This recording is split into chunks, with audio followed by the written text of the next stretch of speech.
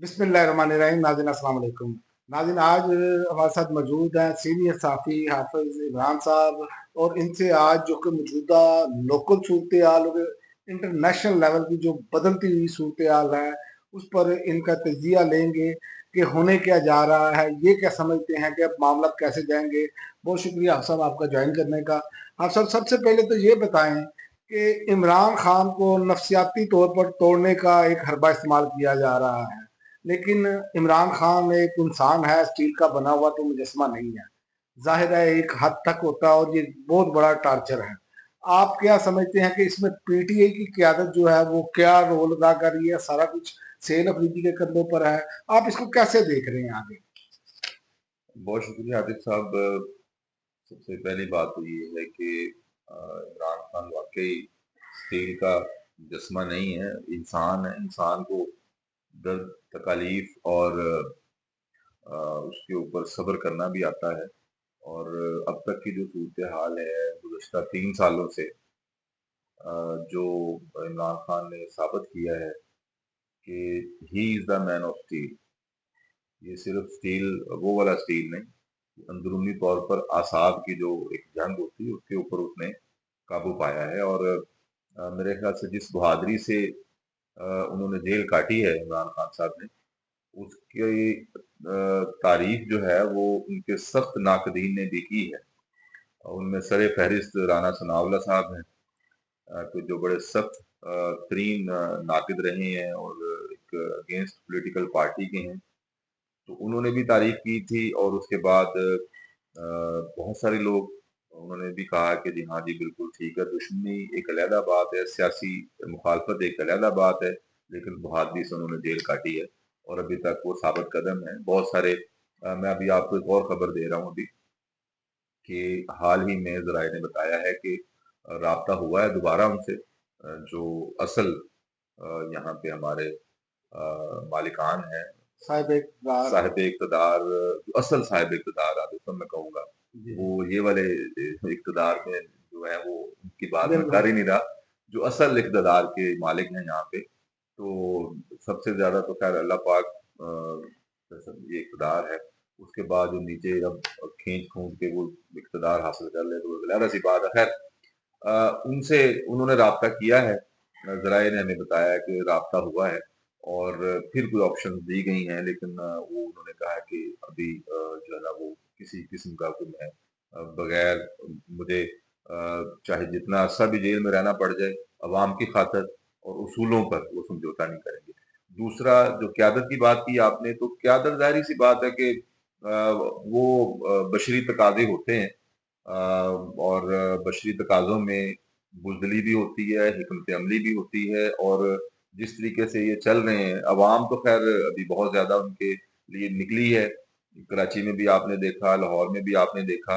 तो क़यादत जो है, जो बी कैटेगरी में जो क़यादत है उनकी, ए कैटेगरी तो बिल्कुल ही माशाल्लाह वो अभी तक छुपे हुए हैं। शायद पता नहीं उन्हें सर्दी बहुत ज़्यादा लगती है। सलमान अकरम राजा साहब भी अपनी गाड़ी से निकले नहीं, वो उधर अभी बहुत ज़्यादा वायरल भी हुई चीज़ें। तो ये मेरे ख्याल से एक शर्मिंदगी का बायस है इस क़यादत के लिए कि वो इमरान खान जो कि इस ठठरती सर्दी में आप यकीन करें कि बाहर निकला नहीं जा रहा, तो वो कैद तन्हाई काट रहे हैं। उन्हें किसी को उनसे मिलने नहीं दिया जा रहा। तो इस सर्दी में वो जो जेल काट रहे हैं, तो उसके बाद जो क़यादत है वो तो नरम और गर्म बिस्तरों में बैठी हुई है और वो बाहर नहीं निकलते। तो निकलना चाहिए उनको। अकेला सुहेल अफरीदी ने तो नहीं पूरे मुल्क में जा के तो अवाम को उठाना। बाकी लोग क्या कर रहे हैं? उनको आना चाहिए बाहर। उनका लीडर है वो अंदर जेल में, उनकी रिहाई के लिए अवाम की जो इस वक़्त मुश्किलात हैं उसमें कमी के लिए कुछ ना कुछ निकलें ये बाहर। इसी पर ही आप साहब आते हैं कि पाकिस्तान इस टाइम जो हमें दिखाया जा रहा है वो तो है नहीं, क्योंकि जो इस मुल्क में रहता है उसको पता है क्या सूरत हाल है। अभी मैंने रिपोर्ट निकाली है कि पाकिस्तान का पासपोर्ट दुनिया का चौथा कमजोर तरीन पासपोर्ट है। ठीक है, ये कहते हैं हमारी कारकर्दगी बहुत अच्छी है, जिस पर कि आप अंदाजा लगा लें कि अफगानिस्तान के बाद शाम, इराक बिलतरतीब 199 नंबर पर हैं, जबकि पाकिस्तान यमन के साथ मुश्तरका तौर पर 98 नंबर पर पासपोर्ट हमारा आ चुका है।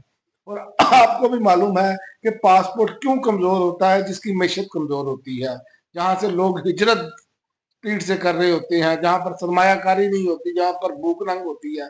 तो ये कह रहे हैं हमारे नंबर बड़े जबरदस्त हैं, हम तो चांद से तारे तोड़ने जा रहे हैं। आप क्या समझ रहे हैं आसिफ इसको? साहब, माशी तौर पे कमजोरी की ये हालत है कि बांग्लादेश की मैं भी आपको मिसाल दे दूं तो बांग्लादेश इस वक्त जो है वो तकरीबन कोई 25 से 26 अरब डॉलर की उसकी जो ज़र मुबादला के ज़खायर उनके बैंकों में पड़े हुए हैं, और वो ज़र मुबादला के ज़खायर हैं जो उनके अपने हैं, हमारी तरह नहीं है कि मांगे टांगे के। गिनती के आपने जो 3 अरब डॉलर जी वो सऊदिया ने रख दिया आपके रिजर्व बैंकों में, 4-5 अरब डॉलर आपके चाइना ने रख दिए, अमेरिका ने 2 अरब डॉलर दे दिए वो आपके रिजर्व बैंकों में, वो आपके अपने नहीं है। आपके तो बमुश्किल जो स्टेट बैंक में पड़े हैं गवर्नमेंट के अपने, वो तो बमुश्किल को 5-6 अरब डॉलर होंगे। सारे तो मिला के। कुल मिला के मतलब आपके उसमें भी आप वो खर्च नहीं कर सकते। वो रेमिटेंस हैं जो कि हमारे ओवरसीज पाकिस्तानी जो हैं वो मुल्क से जो मोहब्बत करते हैं, हालांकि आपने उनसे अच्छे सलूक नहीं किए, यहाँ पे आके उनके जो मुश्किलात हैं वो कम नहीं करते आप लोग, लेकिन फिर भी इसके बावजूद अपने मुल्क में वो जो सरमाया भेजते हैं वो उससे आप अपने जो अदायगियां वो करते हैं। अच्छा, दूसरी बात ये है कि मुआशी तौर पे मुस्तहकम होने के लिए आपको अपना जो एक बरामदात हैं वो उनको उनके फरोग करना चाहिए, बढ़ाना चाहिए। बेसिकली हमारी दरामदा ज्यादा है, बरामदा कम है, उस पर कोई तवज्जो नहीं है। अभी आईटी सेक्टर की बात करूं कि अरबों डॉलर तकरीबन इंडिया हमारे कमा रहा है, उनको आईटी में बहुत ज्यादा सहूलियत दी है गवर्नमेंट ने, इंडियन गवर्नमेंट ने नौजवानों को। लेकिन हमारे यहाँ पे क्या किया इन्होंने, इन लोगों ने सोशल मीडिया पे पाबंदी लगाने के लिए फायरवॉल लगाई, इतना सरमाया लगाया, और उससे क्या हुआ कि इंटरनेट स्लो हुआ, जिससे जो हमारे ऑनलाइन जो मार्केटिंग लोग करते थे या ऑनलाइन अर्निंग कर रहे थे और उन अरबों डॉलर वो दे रहे थे, कम से कम आतिफ साहब ये फायरवॉल से पहले कम से कम 4 से 5 अरब डॉलर तक पहुंच गई थी हमारी जो बरामदात थी, मतलब वो रेमिट वो पैसे आ रहे थे ना, मतलब डॉलर आ रहे थे वहां से। हमारे नौजवान जो है वो कमा रहे थे, ऑनलाइन अर्निंग कर रहे थे, जिसकी वजह से ज़र मुबादला के ज़खायर बढ़ रहे थे। इन्होंने क्या किया कि इन्होंने फायरवॉल लगा के वो भट्टा बिठा दिया, और अब हमारा जो नौजवान है वो बेचारा उधर से भी कमाई नहीं हो रही, और वो जब बाहर जाते हैं, बाहर से एयरपोर्ट से रोक के फिर उनको वापस भेज देते हैं। ठीक है, तो ये मुआशी तौर पर फिर दूसरा एग्रीकल्चर की जो सूरत हाल है मुआशी तौर पे, आपने उनको बिल्कुल ही यूरिया की खाद ले लें, आप एग्रीकल्चर सेक्टर को, कपास की जो आपने बेड़ा गर्क कर दिया, गन्ने का जो बेड़ा गर्क कर दिया, किसान तो अब फसलें नहीं उगाता, वो कहता है हमें हमें मिलता कुछ नहीं है। अभी मैं आपको बताऊं कि अभी 3,000 रुपए का जो है वो 20 किलो का थैला वो यहाँ पे बिक रहा है। मतलब आप आटे का थैला बिक, ये आप किस समत में जा रहे हैं? आप लोगों को गुमराह कर रहे हैं कि जी ये हमने माशी तौर पे बड़े जी इनकलाब रहे हैं, ये आपका इनकलाब है, आप तो बगैर कर्जों के चल ही नहीं सकते। बिल्कुल। अच्छा, ये लोकल इशू पे एक छोटा सा फिर मैं आपको वहीं पर ला रहा हूँ कि आप क्या समझते हैं कि इमरान खान की रिहाई ये अपने बोझ तले निजाम खुद गिर के होगी कि अवाम उस पर बाहर आएगी? क्योंकि दो ही अब सूरत हाल नजर आ रही हैं, बाहर से कोई मदद नहीं है। ट्रंप बाहर के इंटरनेशनल स्टैब्लिशमेंट को अपने मफादात देखती है, वो तो इमरान खान उनको सूट ही नहीं करता, वो तो कहता है पहले पाकिस्तान फिर बाद। आप ये बताएं कि आप क्या देख रहे हैं कि क्या इमरान खान अवामी एहतजाज से बाहर आएंगे, अवाम लेकर आएगी, या ये निजाम अपने बोझ तले जो ऐसे माशी सूरत हाल है उससे गिरता हुआ आपको नजर आ रहा बात आपकी ठीक है कि अभी जो देखें जो इंटरनेशनल स्टैब्लिशमेंट्स हैं वो भी नहीं चाहती कि खान साहब दोबारा इक़्तिदार में आए, इनके मफादात को जक पहुंचती है जब खान साहब आते हैं, क्योंकि खान साहब पाकिस्तान पहले का नारा लगाते हैं। पाकिस्तान को उन्होंने जिस अपनी गवर्नमेंट में जिस सतह पे बुलंदियों पे लेके गए, उनका एक इज्जत और वकार बनाया। मुझे याद पड़ता है कि जब खान साहब जाते थे दूसरे ममालिक में, तो उनके जो सुदूर होते थे या जो उनके चीफ एग्जेक्टिव थे वो बकायदा इंतजार में रेड कारपेट उनके लिए बिछता था, और وہ انہوں نے ایک ٹرینڈ دیا تھا کہ وہ پاکستانی لباس میں دوسرے ممالک میں جاتے تھے، اپنی ایک پہچان بناتے تھے، تو بہت زیادہ ان کو پسند کیا جاتا تھا، ان کی پالیسیز کو پسند کیا جاتا تھا، اسٹریٹ فارورڈ تھے، ملک کے لیے سوچتے تھے۔ اور ابھی لاسٹ جو تھا وہ آپ کو پتہ ہے کہ جو شہباز شریف صاحب گئے تھے اور جس طریقے سے انہوں نے کوشش کی تھی پوٹن سے ملنے کی، اور اس کے بعد جو جگہ ہنسائی ہوئی تھی ہماری، وہ بھی ایک نوشتہ دیوار ہے۔ ان کو سمجھ جانا چاہیے کہ ان کی جو فارم 47 کے بعد کی جو صورتحال ہے، جو جس بیس کے اوپر انہوں نے اپنا اقتدار حاصل کیا، تو وہ تمام دنیا کو پتہ ہے، تو وہ کیوں عزت کریں گے آپ کی؟ آپ جہاں پہ جائیں گے اسی طرح شرمسار ہوں گے، کیونکہ آپ کے پاس عوامی طاقت نہیں۔ نہیں، وہ تو بات آپ کی ٹھیک ہے، لیکن یہ میں آپ کو وہی خان صاحب کی رہائی کی بات جہاں پہ آ گئی، وہ خان صاحب کی رہائی عوام کی نکلنے سے ہی ہوگی۔ کسی کو کچھ نہیں ہے، ہمارے وہ مفادات پہ دنیا اس وقت چل رہی ہے۔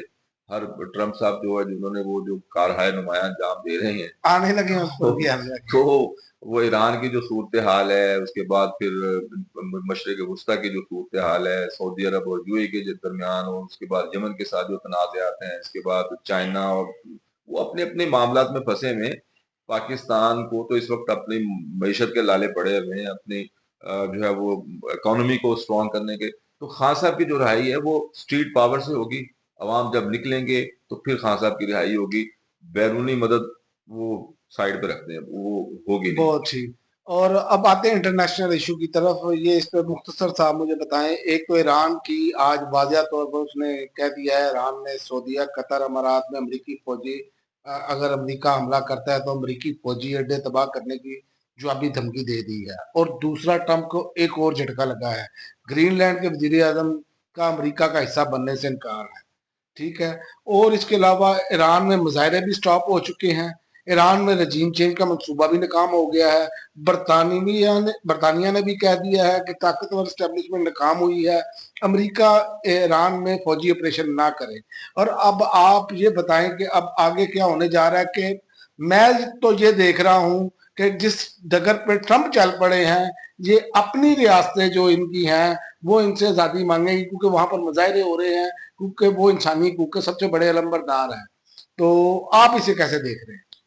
میرے خیال سے ٹرمپ صاحب کے پاس بھی جو ایک کلی اختیارات ہیں یا جو فیصلہ سازی ہے وہ نہیں ہے۔ میرے خیال سے جو وہ فیصلے کر رہے ہیں اس وقت، آئی تھنک پتہ نہیں کون ان کو اس طرح کے مشورے دے رہا ہے کہ جس سے پوری دنیا جو ہے وہ ایک نئی تیسری عالمی جنگ عظیم، میں کہوں گا کہ اس کی طرف بڑھ رہی ہے۔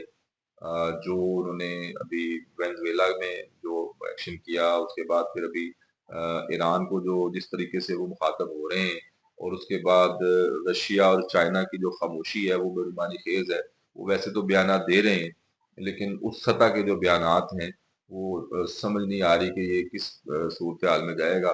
لیکن ان معاملات کے بعد معاشی طور پر اس خطے میں بہت سارے معاملات جو ہیں وہ بگڑیں گے۔